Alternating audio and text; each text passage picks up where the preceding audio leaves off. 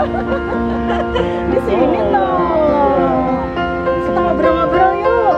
Assalamualaikum warahmatullahi wabarakatuh. Hai guys. Bertemu lagi, berjumpa lagi di vlog saya di Boa Langkar Vlog. Tentunya bersama bintang tamu kita. Siapakah dia? Taram. Assalamualaikum. Waalaikumsalam warahmatullahi wabarakatuh. Oke, namanya siapa nih? Walaupun sudah saya sebut ya, asalnya dari mana, untuk perkenalannya. Kemudian ngapain nih Bangkok? Iya, ngapain? Ya guys, perkenalkan, saya tadi sudah sebutkan nama. Sebenarnya tidak juga mulus gitu, mulus banget ya, tidak juga lancar gitu. Beasiswa tadi kan belum kejawab. Beasiswa. Oh, beasiswa. Iya. Nah, ini apa namanya, studinya nge-lab kan tadi ya. Iya. Kembali lagi ke pertanyaan nge-lab. Nah, jadi selama nge-lab laboratorium ini, aktivitasnya tuh full laboratorium apa ada waktu-waktu tertentu? Si kita nge-lab full atau parsial ya, atau sebagian itu tergantung dari culture lab itu sendiri gitu. Jadi ada kalanya kita sebut acan ya di sini. Jadi guru atau advisor atau pembimbing kita tesis di sini. Nah, biasanya ada salah satu lab, khususnya lab saya ini, itu menerapkan jam bagi mahasiswanya dari pagi, setidaknya jam 9 atau setengah 10 udah sampai di lab sampai jam 5 sore. Gitu. Terus untuk harinya Ya.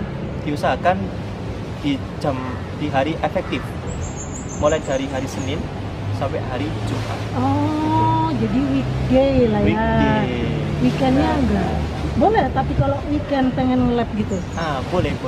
Oh boleh? Boleh. Walaupun di luar dari jadwal yang ditetapkan oleh Acan itu diperkenankan hari Sabtu dan Minggu Boleh, untuk boleh. nge-lab. Itu Iya. dalam keadaan yang bagaimana boleh nge-lab hari Sabtu dan Minggu itu? Apa ada tambahan-tambahan yang urgensi yang harus dilaksanakan dan diurus secepatnya, atau memang nambah jadwal sendiri? Yang terakhir Bu, tepatnya kita nambah jadwal sendiri karena kita tahu bahwa nge-lab itu tidak langsung bisa mendapatkan result atau hasil gitu kan. Dari apa yang kita lab itu nggak semudah itu. Makanya kita mungkin sesekali perlu untuk weekend datang ke kampus atau ke lab. Weekend itu kita jadikan mungkin untuk permajaan, kalau kita bahasanya itu menumbuhkan mikroba itu. Yang selanjutnya mungkin hari Seninnya bisa untuk kita melanjutkan nge-lab gitu, dengan siap dari culture ini tadi, dari membiarkan mikroorganisme, entah itu fungi atau jamur, semisalnya yeast gitu kan. Karena saya sendiri concernnya itu di yeast, itu sebenarnya masuk di kingdom fungi gitu. Terus Fungi guys. ya fungi. Kalau orang Indonesia. Ya fungi. Yang dilihat itu tumbuhan tanaman atau di mana dapat itu bahannya? Oh, yeast sendiri bisa ditemukan di berbagai lingkungan ya. Bisa di pohon, di tanah gitu kan, atau di habitat perairan. Seperti itu. Yang Rizky ambil yang di mana?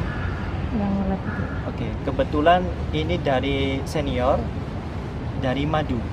Oh, dari madu. Jadi bahan dasarnya madu. Substrat kita Iya. sebutnya itu. Iya, Ya, iya. substrat. Suka dukanya dalam nge-lab tadi itu kan katanya sampai kadang-kadang gagal atau tidak berhasil. Dukanya, Ah, ya ketika kita berada di posisi gagal nih gitu kan, iya. mesti kita harus menyemangati diri sendiri gitu kan. Gimana kita bisa feedback ke posisi yang kita bisa siap untuk melanjutkan tujuan kita, yaitu secepatnya untuk lulus. Mau nggak mau harus menyemangati diri sendiri. Beberapa solusinya, misalkan kita bisa konsultasi nih, konsultasi ke pembimbing kita. Pasti beliau nanti mengarahkan, oh ini loh yang harus dikerjakan gitu. Oh, jadi di sini kita bisa menyelesaikan, breakdown apa yang kita problem yang kita hadapi gitu. Jadi tidak dibenam sendiri gitu. Pasti beliau ada strategi untuk menyelesaikan itu. Nah, gimana? Di lab lain itu Acan atau advisor punya researcher tetap gitu. Jadi kita bisa konsultasi sama beliau untuk menyelesaikan permasalahan gitu. Ataupun kita bisa diskusi sama teman sebaya gitu. Oh, Bisa. Karena satu project gitu kan. Kalau satu project tapi kebetulan Rifki satu project. Nah, beda project. Iya. Kalau beda project iya jadinya. Iya. Kalau ada masalah. Jadi saya ini istilahnya membuka lahan gitu kan. Buka lahan di lab itu. Justru Rifki sekarang posisinya itu membuka penelitian baru maksudnya. Iya, penelitian baru. Di lab ya. Ya, jadi referensinya masih kurang. Jadi belum ada teman-teman yang melakukan hal yang sama. Terus gimana solusinya jadinya? Solusinya ya agak struggle juga gitu kan. Baca jurnal sebanyak-banyaknya gitu. Terus trending poin penelitian apa yang biasanya di project itu yang biasanya diteliti sama orang-orang yang sudah expert gitu ya. Gitu. Senior sudah ada yang mirip dengan penelitiannya? Nggak ada malah. Nggak ada. Jadi benar-benar sendirian ya? Sendiri ya. Jadi guys, tapi walaupun dengan kondisi yang begitu ya, Rifki ini akhirnya berhasil menyelesaikan permasalahan-permasalahan laboratorium atau kegiatan penelitiannya. Tapi itu tadi tentang progress report, kemudian ada meeting internal itu tetap dilakukan, tapi waktunya sesuai dengan kebutuhan atau terjadwal, misalnya seminggu sekali atau 2 minggu sekali gitu, enggak? Itu tergantung Acan. Oh, jadi kalau Acan lagi free, lagi santai, boleh gitu? Boleh. Sendirian apa kelompok sama teman-teman? Kelompok. Kita digilir, namanya itu lab meeting gitu ya. Lab meeting. Nah, terus Acan di situ setidaknya mungkin paling lambat itu 2 minggu sekali. Ya. Paling lambat 2 minggu sekali untuk progres anak didiknya ya di laboratorium tuh data apa-apa aja nih, terus ada permasalahan apa-apa aja tuh. Iya. Jadi Acan nanti itu mention atau menyebutkan siapa yang giliran minggu ini gitu untuk progres presentasi gitu. Wah, itulah guys atmosfer suasana nge-lab ya di laboratorium dalam kaitannya dengan penelitian studi dari Mas Rifki ini. Tapi sekarang udah happy toh ngomong-ngomong. Alhamdulillah guys. Tak bocorin ya. Lulus sudah, alhamdulillah. Waktu ujian kita sebut defense. Kebetulan di semester berapa? 5. Iya, di semester 5. Karena juga dampak tahu sendiri kan teman-teman COVID gitu. Ya, jadi alhamdulillah meskipun kayak gitu saya bisa melakukan ujian defense. Online apa langsung? Waktu itu online. Ya. Dari kamar aja. Sambil pakai sarung. Malah sarung. Iya. Alhamdulillah akhirnya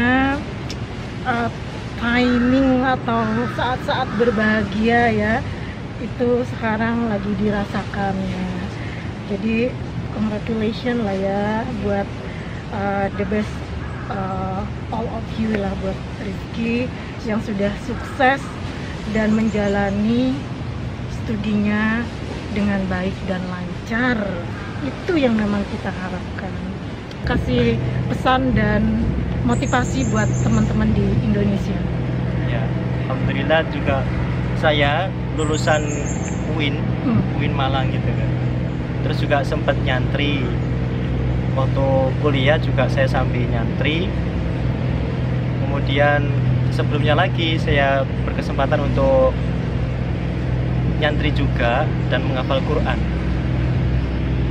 Jadi untuk santri-santri pun bisa tidak terkungkung gitu kan untuk mengenyam pendidikan formal khususnya di bidang sains gitu. Gitu. Jadi untuk santri-santri di Indonesia jangan berkecil hati untuk bisa mengembangkan ilmu, bukan hanya ilmu agama, akan tapi ilmu umum khususnya sains pun sampai ke luar negeri, dan nilai plusnya bisa juga mendapatkan beasiswa.